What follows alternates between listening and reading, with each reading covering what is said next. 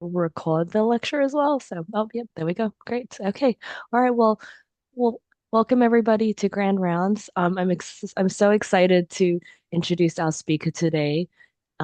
This is my friend and colleague, Rachel Jantea. She's an associate professor of medicine in the Joan and Stanford Alexander Division of Geriatric and Palliative Medicine at McGovern Medical School at UT Houston.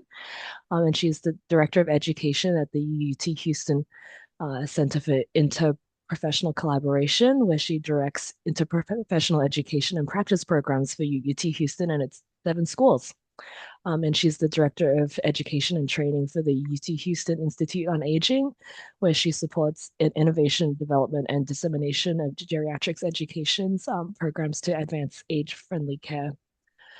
So without further ado, I'll turn it over to you. Thank you so much for the introduction.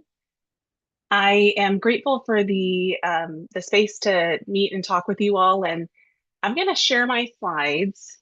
Give me just a moment.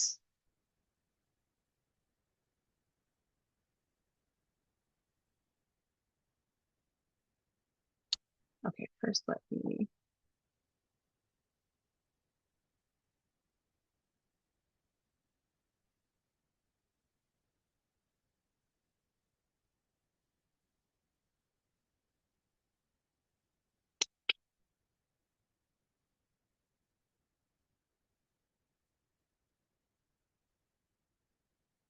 Okay, one sec, bear with me.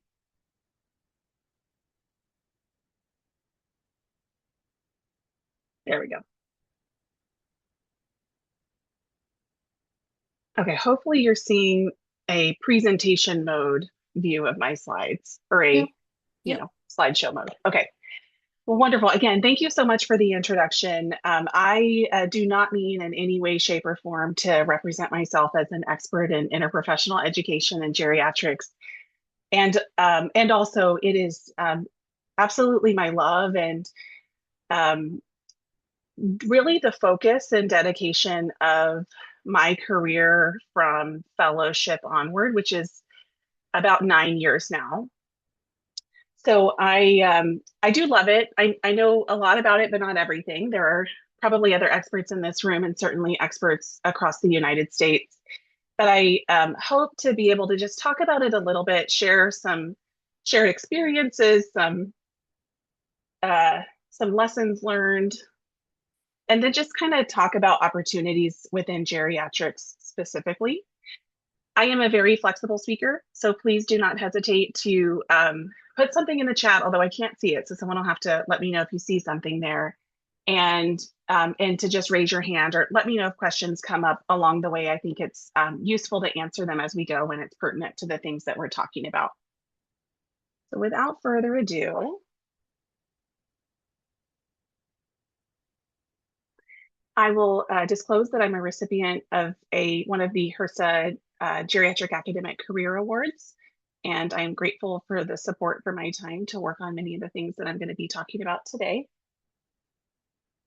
And by the end of the session, my goal is that we'll be able to define interprofessional education and to give examples of some current work being done as potential opportunities in other spaces, that we will be able to describe the value of interprofessional education in the context of geriatric medicine specifically. And then at the very end, we'll work on applying some strategies to integrate interprofessional education into our everyday practice, no matter what it is that you do. I know this is a diverse audience of individuals across professions, across disciplines, uh, and have different everyday practice. So hopefully we can work out some scenarios. So first, I just want to take a minute to ask people to reflect and set the stage for this talk. I want to invite you to think about the team that you work with most often. I'm sure many of you have multiple teams, but think about the team that you work with most often. Think about who you consider your core team members, the people that you meet with regularly, the people you engage with regularly for everyday work, and then consider who are your contingent team members. Those would be team members that you bring in when the situation calls for it. And maybe that's a little bit more of a dynamic flow. And think about how many people are on that team with the core team. And then especially the contingent team members, which we sometimes don't think about, but that really expand the network of our team. And this is a rhetorical question, but do you feel, or how confident do you feel that you could describe basically what it is that each team member does, what their day-to-day job is, and what they do to accomplish that? And then I'll ask you to think about whether you think you could describe in detail what each of those team member does on a day-to-day basis and how they accomplish their roles. And then similarly ask yourself, do my team members know what I do? So that is, hold on to that. Hold on to that. Everybody's, I'm sure, thinking of slightly different things. And I want to ask now if, just for a show of emoji hands, who's heard of IPE? Hopefully everybody, maybe. Okay, some hands. Okay. And I'll refer to it as IPE. Okay. But it might be new to a lot of people. And even if we've heard of it, it might not be clear what it is. And then I understand there are a couple people that are actually actively engaged in IPE in the division. Is that right? Yeah. So I'm seeing some heads nod, and I invite your perspectives as we go into this. And hopefully by the end of this talk, we'll be thinking about what are the ways that we can all be engaged in interprofessional education. And in particular, I want to encourage you to think about it in both formal and informal ways, because the informal piece, did I raise my own hand? And I do not know how to put my hand down. Mhm. If you click on the raise hand button, it should lower it. There you go. Yep. Okay, all right. So, okay, well, let's, without further ado, let's keep going. So I want to start this talk off by just kind of a little bit of some convincing around interprofessional education. So when I first started doing this, I became interested in IPE when I started my academic fellowship at University of Pittsburgh. I was very blessed to be able to do a T32 in geriatric interprofessional education. It was just such a wonderful time to learn about the field. And I was excited about it. It's a natural inclination to me to work in interprofessional teams. And I saw and still see that as the future of our field, and such an area of burgeoning exploration. And also at the time, there was not a lot of literature describing the value or the impact in particular on what we would consider the gold standards of clinical impact, right? Patient outcomes of IPE. And that's changed a little bit in 10 years, still lots of opportunity, but I wanted to start just by summarizing some of the things that are probably true. So the question is, does interprofessional practice really make a difference? And I've shared some key key articles here. At this time, actually, several of them are systematic reviews and meta-analyses, which tells you a little bit about the state of the literature. I will just share that it's important to note that data is mixed and I would say heterogeneous in most of the meta-analyses that you're going to see. And it essentially comes down to what is the population that we're looking at, what is the level of comorbidity, and what intervention was done, which is not surprising. And then, shocker, so there's a shortage of studies in older adults and persons with lots of comorbidities. So that's an area of particular opportunity. But let's just see what we think we know. So what we have had observations that interprofessional practice interventions optimize medication dosages, decrease preventable adverse drug reactions, decrease emergency department visits and hospitalizations, and decrease falls and increase functional ability. That's good. can result in a decreased length of stay and cost of care. There's a lot of literature in the there's more, I should say there's more literature in the ambulatory space, in particular in the cardiovascular population. And there is evidence of a bit of impact on improved targets for A1C, blood pressure, lipids, and depression, increased medication adherence, increased patient satisfaction and quality of life, importantly, decreased pain, and decreased morbidity and mortality in some studies. And then on the practice side, because we try to think about the quadruple aim and think about those of us as healthcare providers, it's also been associated with increasing job satisfaction, decreased workload, improved perceived therapeutic relationship with the patient, and improved interprofessional practice patterns or changes in patterns that are more aligned. So that's good. There's one study that just came out, so I was really interested in it because it was new as I was preparing for this talk, and because it talks about not patient outcomes but the intermediary step, which is what does interprofessional practice, what's the impact on practice change? So I was interested in that, and I thought I'd share.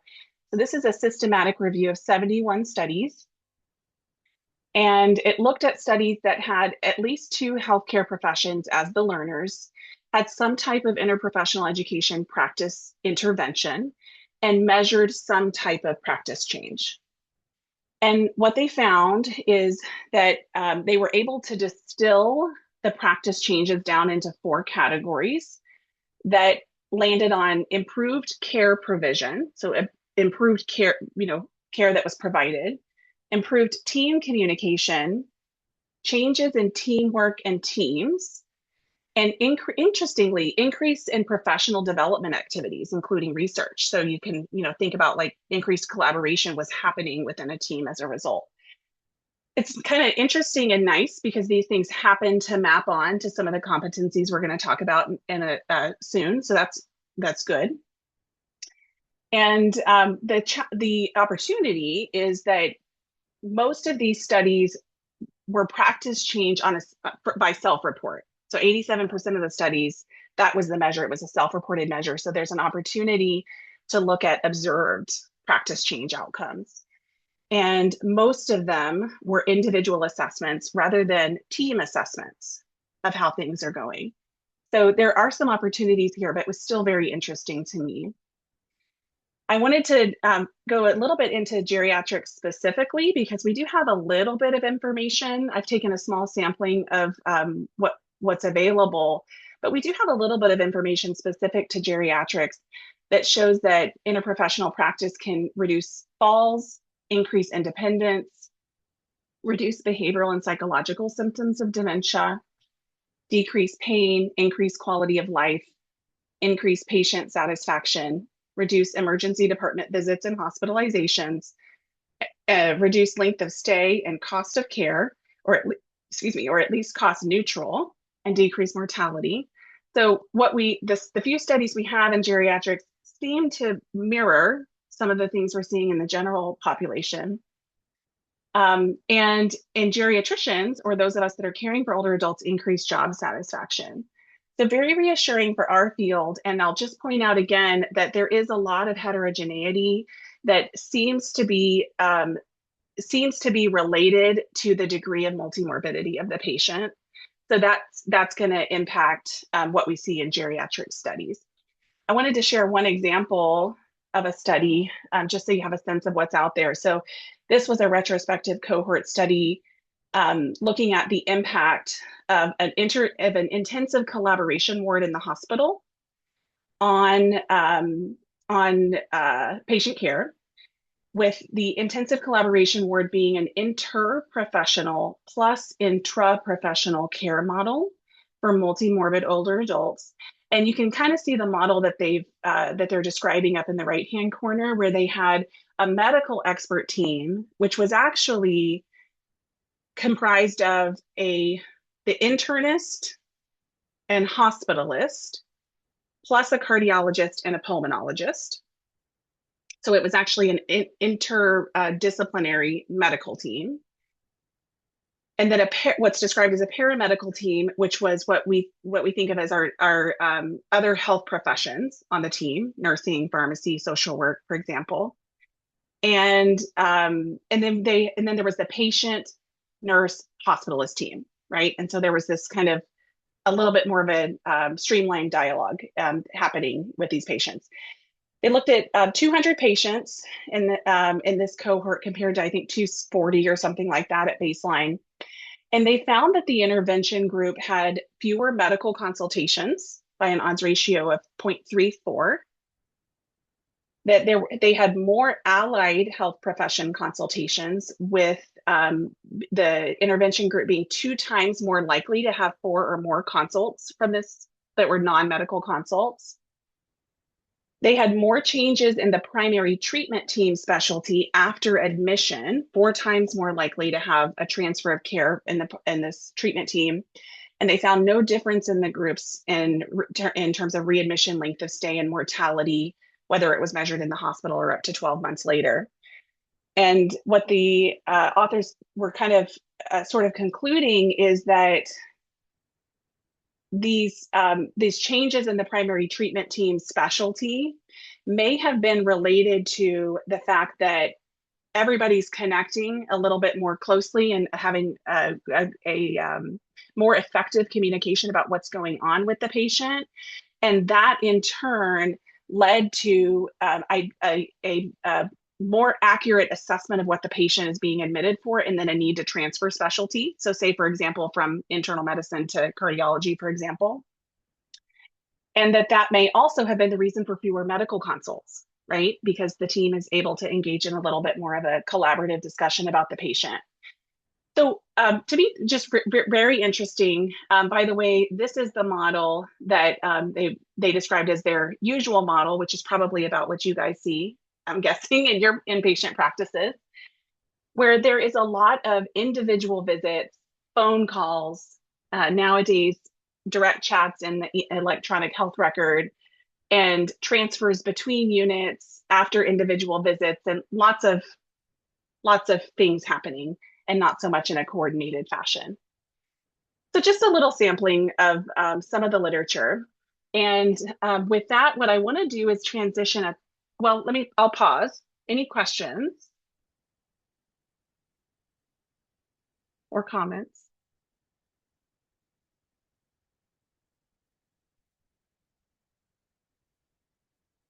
Okay, if they come up, just let me know. I'm going to transition now to talk about IPE. Make sure we're talking the same language, that we understand what it is, and give you a little bit of background about it. So what is interprofessional education? As defined by the World Health Organization, interprofessional education is any time learners from 2 or more professions learn with, from, and about each other, which is a pretty low bar, right? It can be learning with each other, learning from each other, learning about each other, and at least 2 health professions present. We're going to talk about how to define that. But I want to emphasize here too that learners represent a wide range of individuals. It's not just our undergraduate learners that we typically think about. It includes pre-professional learners, undergraduate health profession learners, graduate health profession learners, and continuing education learners, like many of us in the room. So try to think broadly as you're exploring what impact you can have with interprofessional education, by just understanding that anytime we're engaging with each other, the way that you all are in this conference series, is considered interprofessional education. So I promised a word on terms, and here it is. So we hear a lot of different versions of this. Intraprofessional and uniprofessional means within the same profession, right? All within one profession, with a profession being defined as an organizational body of persons committed to the same vision and educated according to a particular discipline with standards for achievement of that profession, right? So that is a group of people that have the same standards, same vision, same training. That is separate from, by the way, discipline, where a discipline is a body of scientific knowledge in a particular content domain. So for example, I'll use geriatrics and gerontology, right? So that's actually a discipline because and multiple health professions might be experts in that scientific and content domain. Okay, as an example. Okay, so we have intra and uniprofessional. Multi-professional means that there are multiple professions involved, but they're really operating in parallel. It's not in an integrated fashion, as opposed to interprofessional, which is multiple health professionals that are operating in an integrated and collaborative fashion. Oops. So then I have here just that distinction between interdisciplinary and multidisciplinary versus interprofessional. Interprofessional is really the preferred term in this space if it's the appropriate term, right? So by the definitions that we just talked about. So I'll be the first to admit that our hospital has this wonderful multidisciplinary rounds that happens, and it's not multi and it's not discipline. It's actually interprofessional. So it's useful to be aligned in terms and specific about them because this is part of the challenge with the literature. It's really hard to compare interventions and draw conclusions if the interventions are not precise about what they are. So just a word on that, with interprofessional being the preferred term if in fact you're talking about multiple health professions that are engaging not in parallel but actually together.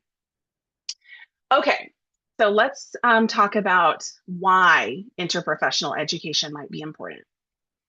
Well, we want to make sure that we're teaching the way that we practice, and that makes intuitive sense. There's actually evidence that learning skills in the context in which we're going to practice them improves knowledge transfer across domains. So if we want students to transfer knowledge they learn in school to what they're doing in everyday practice after graduation, for example, we want to teach them in that context. So that's one. And I have this picture here because I think it's such a beautiful example. So you think about any sport, basketball, soccer, volleyball, everyone has a purpose on that team. Everybody's got a role, right? And they have to understand how their role interacts with others on the team in order to accomplish the shared goal, which is typically to win the game, right? Or to score a goal. They've got a common goal. And similar to our teams, sometimes one role takes the lead, sometimes other roles take the lead, but they're all having to work together towards the same goal. They all have to practice their own individual role, right? They have to be solid at their role in order to contribute to the team, to get better at it. And the analogy here is exactly interprofessional education, except we do the opposite. So I just want you to imagine a basketball team, okay? You're going to train each player completely separately, okay? They're going to be the best that they can be, completely separately. They will practice and they will be ready to go. You will not introduce them to each other before they play together. You will not talk to them about the roles of the other individuals. And you're not going to give them a chance to engage with each other until they get together for the first time at a high stakes game. There is nothing more high stakes than people's lives. But this is what we're doing. We are training the individual team members and then putting them together and saying should be fine. And it's no surprise that there's often some learning that needs to take place when we get out into practice. So the idea is let's try to start shifting that training to be much earlier so that we want patient outcomes to be the highest quality that they can possibly be when we have learners in practice. Okay. The next piece of this is a little bit of an introduction to some of the foundational models and frameworks that exist to support interprofessional education and practice. I have shared two very common ones that may ring a bell to some of you. One is the Interprofessional Education Collaborative competency domains. This is a collaborative of, I believe, 25 different healthcare accreditation bodies at this point that came together and agreed these are the common competencies of every single health profession out there that in terms of collaborative teamwork. And what you can see here is that it falls into four categories. There are, I put the numbers on the outside, there are 11 sub-competencies within the values and ethics domain. There are 5 sub-competencies within the roles and responsibilities competency domain. There are 7 within the communication domain, and there are 10 within the teams and teamwork domain. And it's without outside the scope to go and look at the sub competencies, but just know that these exist. And it's really interesting to break it down and read them. And it gives you a starting place. Just know there's a framework. Team steps is the second one. By the way, these are the two that we anchor our IPE curriculum in. Team steps is a little bit more practice focused and patient safety focused. It is a support funded by the AHRQ, the Agency for Healthcare Research and Quality. And it focuses on 4 skills and domains of communication, team leadership, something called situation monitoring, and mutual support to effect safe, efficient, and patient-centered care teams. And this, if you have not looked into it, is a fantastic resource because they've got some free training resources, information about evidence-based skills for communication, teamwork, roles, and responsibilities. And it's accessible to anybody. It's in its 3rd version now. It gets a little bit better each time, but it's a nice thing to anchor what you're teaching in a paradigm or framework. So I like these, and they're good options. In both of those frameworks, and in any interprofessional collaborative model, the patient and family are considered members of the team. We can't forget that piece of it. You can't provide patient-centered care, can't do shared decision-making, you can't do any of this without the patient, family member, caregiver. And in fact, they are the center of it, right? By definition for what we're trying to do. So just keep that in mind. Just a brief word about measuring IPE. So the Institute on Medicine thought that this was a pretty important thing when it was starting to emerge 10 years ago. And they put out this report measuring the impact of interprofessional education on collaborative practice and patient outcomes, recognizing the importance of that gold standard patient outcomes.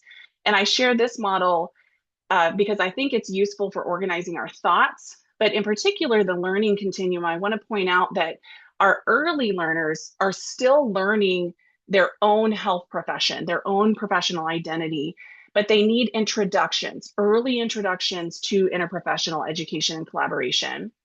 As they become graduate education learners, they should have more. And by the time we're continuing professional development, we should be doing just as much interprofessional education and training as we are in our own profession in healthcare. So this is a beautiful model, and it just shows that the outcomes that we impact are expected to be learning outcomes, changes in the learner, as well as health and system outcomes, with those two things interacting interchangeably. And understanding that this all happens in the context of a culture, of a system, and that there are enabling and interfering factors that have to be considered to understand whether IPE has the impact that you're looking for. Okay, so then what is the opportunity for geriatricians? This is hopefully you're sitting there thinking, this is what we do. This is what we do every day. And it's true. Geriatric clinical practice is the perfect interprofessional learning environment. Now, we're not perfect. Our teams aren't perfect, right? We operate in that system and there are limitations in what we do, but we are a prime opportunity. That's all of you. This is just to point out that some of our biggest paradigms in geriatrics and gerontology right now are centered on interprofessional practice. Our age-friendly 4Ms framework, our 5Ms, these are are founded in interprofessional practice, and you really can't even extricate them. And so it's just reinforcement. This is what we're doing. So I'm gonna pause here because what I'm gonna do next is go into some examples of the work that we're doing at UT Health Houston, just to share some fun things that I think are fun. I'll pause and ask any questions or comments.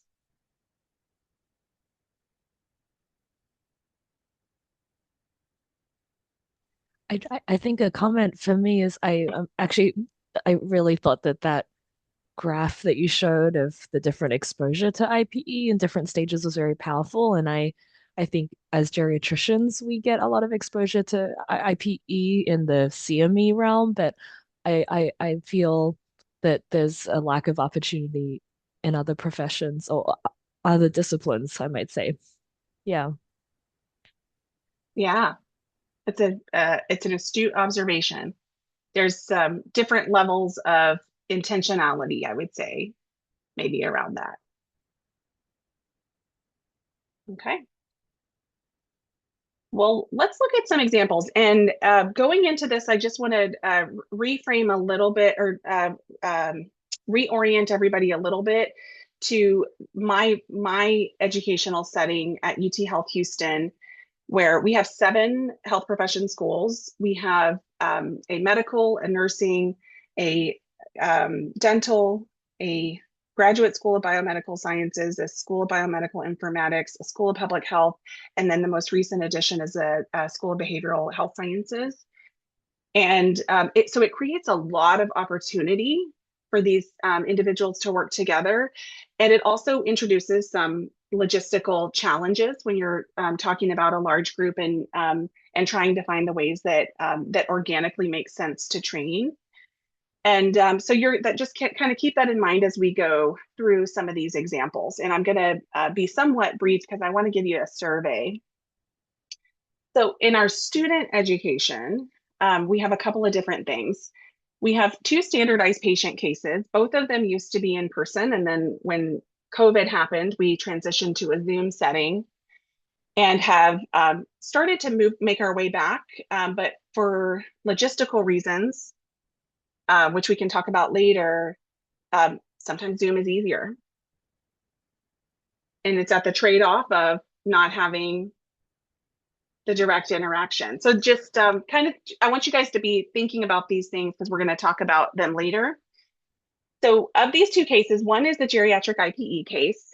This is the interprofessional team of students in small groups interviews and conducts a comprehensive geriatric evaluation for a standardized patient and their caregiver. This person is experiencing multiple comorbidities, all the geriatric things, and undergoing a transition of care. And so the students are then in this situation where they start out doing the geriatric assessment, and then to help them flex the IPE and practice the IPE skills, we throw them a little bit of a curveball that the patient's got a medical emergency happening that they then need to pivot. In the second case, it's a medical error disclosure case. The students, similarly in an interprofessional team, have to disclose a medical error that resulted in harm to a patient and their partner and engage in some high stakes communication around this area. And there's some opportunity for the students to do some root cause analysis. Both of these, I'll just say, have gone through multiple iterations. Geri IPE was meant to be in person with real patients on our ACE unit. COVID happened, it became a paper case. Now it's a standardized patient case. The the error disclosure used to be in person. Now it's virtual. It's actually going to be through a collaboration with University of Buffalo. Now going to be an in-person case and discussion based scenario rather than a standardized patient case. And we're starting to integrate Epic educational instance to kind of elevate the fidelity of the cases in that way. So lots and lots of changes. These things are never static. We have 2 mass casualty simulations that we run. They are massive in in scope, as well as the what we're trying to train. The fall mass casualty has been going on for a long time, more than 10 years, and is a collaboration with our fire department in the city.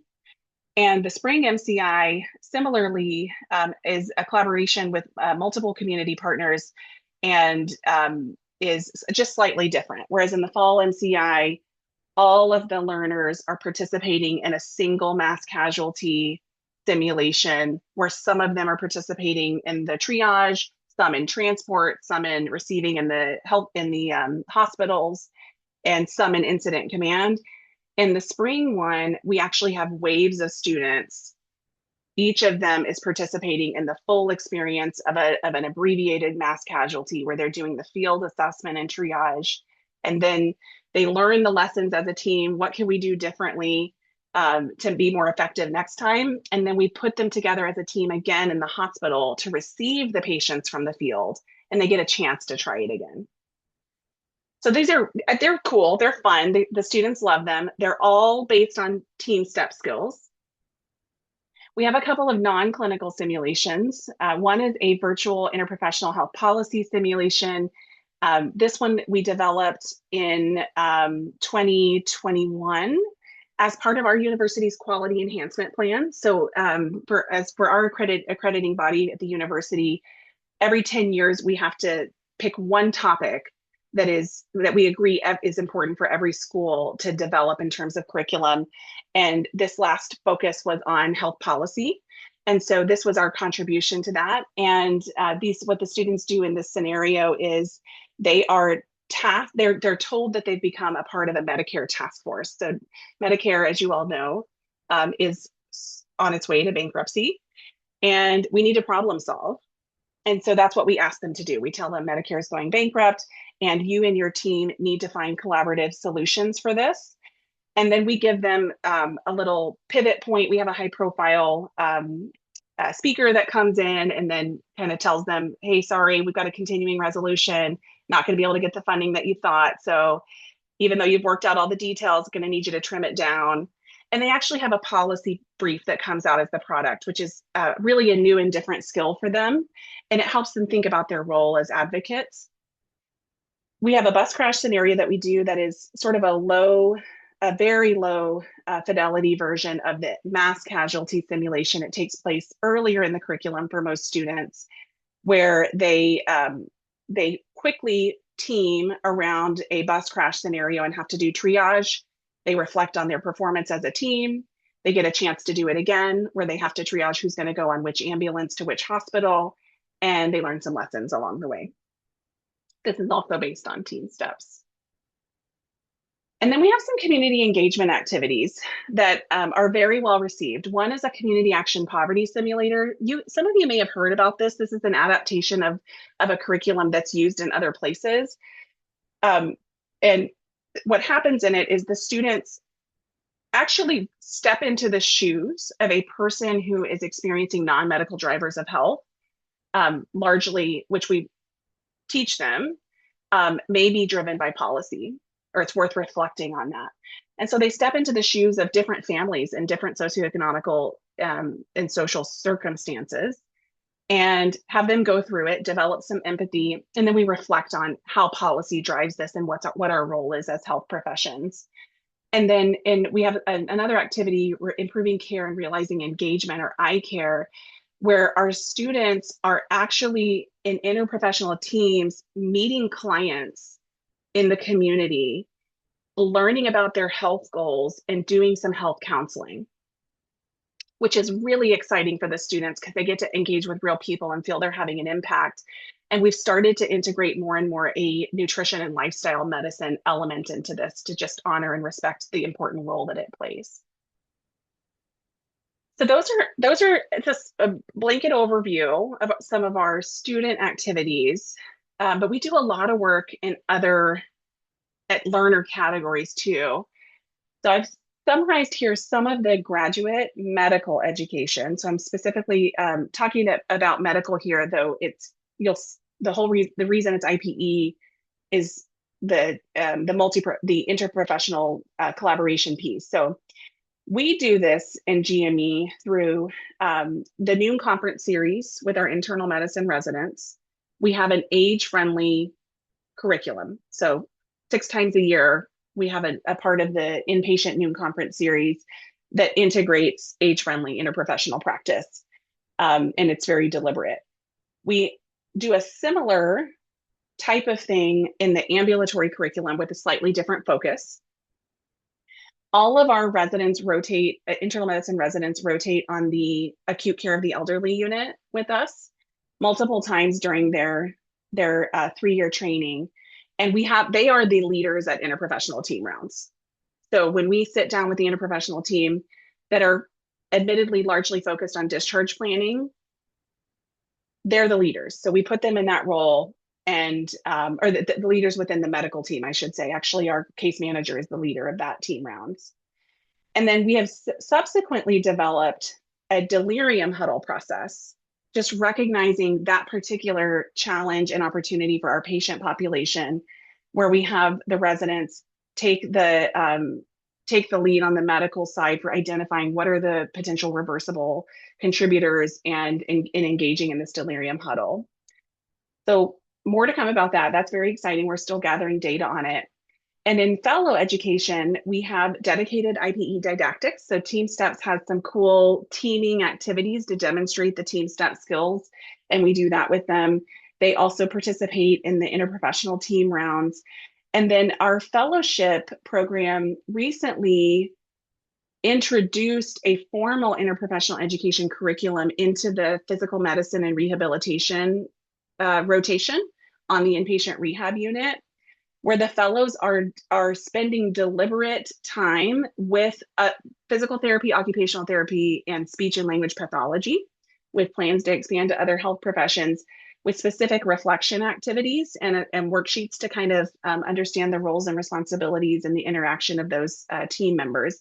And that was something that we presented at the AGS this last year. So some different ways that you can do things that are pretty easy.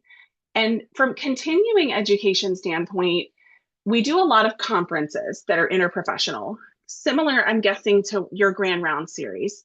So we do, our Institute on Aging has a Hot Topics in Aging conference every year, open to the community, open to everyone in the region, and focused on a different topic. This year, it's focused on the state of Texas is very excited to have received some funding for a dementia research institute. We're very excited about it. And so that's the focus of it this time. Another example is we have a geriatric trauma symposium. It's a partnership with our Memorial Hermann Hospital system. All interprofessional planning committees, all interprofessional attendees, speakers. We have a lecture series through the Institute on Aging and a Grand Round series in our division that are all founded in the same principles.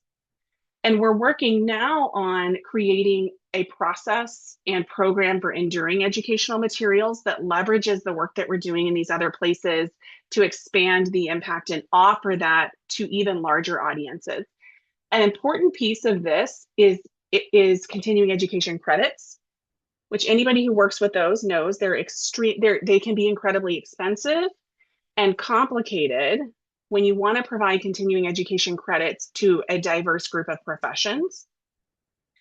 And we have discovered recently a little secret that there is something called interprofessional continuing education credit accrediting bodies who will essentially broker that for you so that you just have the one application process and a streamlined experience. And then several institutions across the United States offer that, and you can, and then they'll handle it on the back end to make sure everybody gets the continuing education that they need. We also have heavily leveraged age-friendly health systems momentum, and in particular, the Center for Medicare and Medicaid Services imperative with their inpatient quality, age-friendly quality metrics, to the point that we have an age-friendly task force at our Memorial Hermann Hospital at the TMC. We actually have an age-friendly group at the university as well. But there's an education subcommittee in here. And that has led to a substantial amount of interprofessional education around geriatrics, around delirium, around sleep hygiene and mobility and medication safety. And so I have some of them listed here, but this momentum, this interprofessional collaboration across departments, the presence of um, leadership across departments at the table has been something we've been able to really move move the needle on. And I'll also just share that we have a system wide within that hospital system delirium committee that's working on things not just at our main hospital and the TMC, but system wide. So just very, very exciting collaborative educational models that have been really, really fun and exciting. Okay, so I'm going to pause there. Those are my fun things that occupy my time. And what I want to do now is talk about some practical ways that you can integrate interprofessional education. And then hopefully we have time to go through some scenarios. So I'm gonna talk through some ways, and you guys just stop me if this is too basic or too complex, and we'll go from there.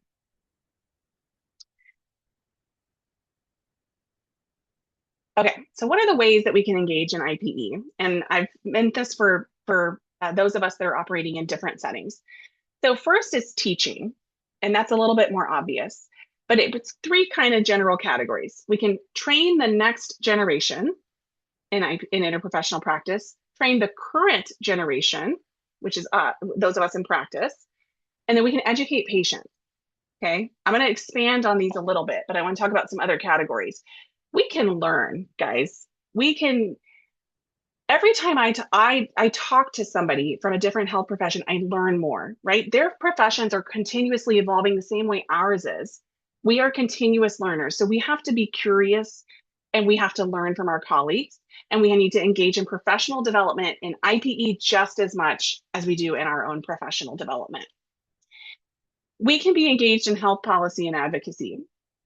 We are the leaders in this, right? In geriatrics. We are the ones that should be guiding development of clinical programs and models of care. You have good ideas, right? And you just got to start somewhere and move them forward and work with the right people.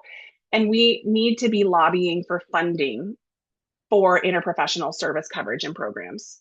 There are still many types of interprofessional services that are not provided for our older adults. For example, audiology services, dental services. Okay. And then we can talk about quality improvement and leadership, with leadership being across different types of roles.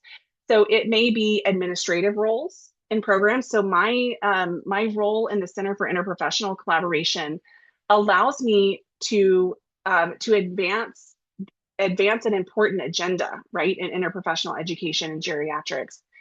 And so you can think about leadership within your individual health profession schools and how important that could be, right? Everybody's going to have a focus. And if yours is interprofessional education, that's going to make it happen. Leadership in quality improvement and research projects. So sometimes people forget about research teams, but these are the quintessential interprofessional teams, and sometimes interdisciplinary is the right word for them, but they're exactly the same as any other team, any other health profession team. And often that's what cores and centers at universities are focused on, right? Connecting researchers to practitioners. And so I just want to emphasize that piece that everything we've discussed is applicable to teams in different spaces, and even administrative teams. I'll just tell you, I apply team steps a lot in my administrative teams that I work with that are not clinical at all.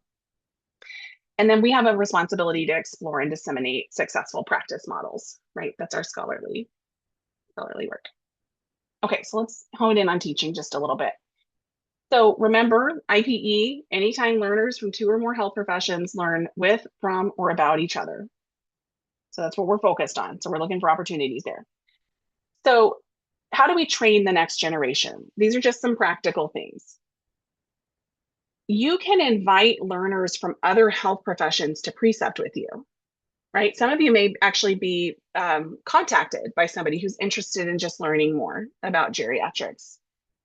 You can assign your own learners to specifically go work with other health professionals. This is in my work in my T32. This is what we did. This was the program. It's called an interprofessional dedicated education unit. But you can do this informally. It doesn't have to be formal. You can ask learners to listen to the patient and just explore the patient experience. How many people did you interact with today? Do you know what professions they were with? Do you know what their role on the team was? You can include your learners in behind the scenes collaboration. So don't, dismiss them after you've talked about your done your medical rounds and then you make the calls. Include them. Have them listen to that. They need to see that that is part of our daily practice. And we need to role model professionalism with our interprofessional colleagues, role model teamwork and communication because they are always watching. And if we, fall, if we don't perform perfectly, then we role model apology, right? And healing. Training the current generation, you guys, this happens in practice every single day. How many times do you engage with another health professional who does not introduce themselves, doesn't say what team they're with, just walks in and starts talking? And in your head, you're so distracted because you're trying to figure out who they are. And sometimes you introduce yourself and you don't get anything back. You have to ask. These are basics. But so we need to make sure that we're role modeling, introduce myself, ask other people to do the same. This is a patient safety thing. Explain why you're making the recommendations or doing the things that you're doing to help others understand your profession and perspective. Learn about what other health profession colleagues do. If the speech pathologist is doing their thing when you walk into the room, don't just say, okay, I'll come back. Take the opportunity to listen in and understand and have an interprofessional engagement with the patient right then and there while also learning and that being your continuing education. Teach others similarly about what you do. And again, role model. With respect to educating patients, the patient experience is important for many, many health systems. It's a big focus for many people, right? Many programs right now. Simply informing patients about the different team members and the roles and responsibilities that they play can help our patients advocate for themselves tremendously. Sometimes they are the only informants about what has happened in a day. How many times, I don't know about you guys, but sometimes patients are clarifying for me who came and what happened and what they said. Empower patients to educate our learners on these things. It's important to learn the lingo if you're going to communicate about these things. You can find this on the Team Steps and IPEC websites, but just know that there is a language around these skills. And I'm going to skip this one, I think, for now, because I want to talk to you about assessment a little bit and some sort of lessons learned. You guys have heard this before. Perfect is the enemy of good. Okay. The best intervention is the one that actually happens, right? So just don't get tied up in the weeds. There are resource libraries available that you can use, and you are going to have to adapt and create your own measures sometimes. Ensure that when you're doing any work and creating a new intervention, that you have curricular alignment of your objectives, your intervention, and your outcome measures. And you need to follow a continuous quality improvement process for the curriculum. I love this book right here. It's applicable to non-medical education. And it just walks you through a robust methodology for implementing curriculum that will have you beginning with the end in mind. For many of you, scholarly output is an important metric, an important accomplishment, and this will help you do that. Also think about what matters to your stakeholders. What matters to you is making care better for older patients. What might matter to your stakeholder is that the students are happy. Those are two very different metrics, right? So just know what matters to your stakeholders. Some additional advice that I have around program building and the limited experience that I have is it's important to advertise your interest so that when opportunities come up, people know to come to you. And you need to ask for what you need. So it might be that you need support in the form of money or a budget. It might mean that you need time. It might mean that you need people. It might mean that you need a title to have the impact that you want to have. Try as much as you can to align your goals with the goals of somebody the uh, who has the ability to help. You know that you can mutually advance your goals together. For example, we recently in the for Interprofessional Collaboration created this distinguished faculty program that recognizes that faculty need recognition for the volunteer work that they're doing as educators and facilitators. And we want to build IPE culture. We want to develop faculty. So this program brings those two things together, invests in the faculty, gives them opportunities, but also gives them credit. And similarly, the age-friendly leveraging of the hospital goals has been absolutely imperative to the success of a lot of our educational programs. Don't do anything alone. It is not in a professional education product if you have done it as a single profession. And you cannot possibly know what your limited perspectives are until you invite the perspectives of someone else who says, wait a minute. Even as I was building these slides, I noticed that I instinctively wrote UT Health Houston undergraduate medical education. And as I was going back through, I said, wait a minute, no, this is just undergraduate education, health profession education. We all do it, but our friends help us. Invite others to collaborate in scholarly work. Celebrate and advertise your wins. Make sure that people know the things that you're doing. Invest in proper assessment and pace yourself. Okay. The center that has been developed by others that I am building on the work of others who came long before me has been over a decade worth. And it looks like something like this across the year now, but it started out as that one mass casualty. So just start somewhere and get going. So we're at time. I have so much more content that I didn't even get to that I apologize, but I am going to be respectful and ask for questions and comments. Great. Thank you so much, Rachel. I think I saw Tan and Isabella had raised their hands. Hey, thanks, Ruru.